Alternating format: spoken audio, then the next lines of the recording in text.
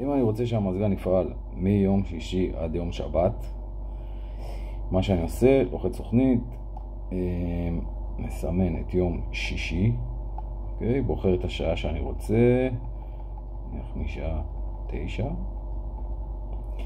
טמפרטורה, כל מה שאני רוצה במזגן, לוחץ קבע ולא משאיר את זמן גיבוי ללא זמן גיבוי, אוקיי?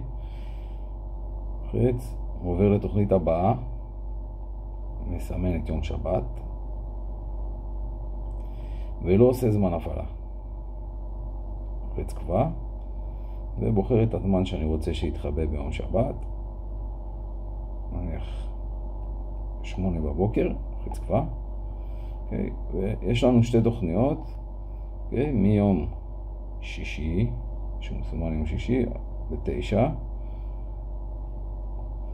עד יום שבת ב8.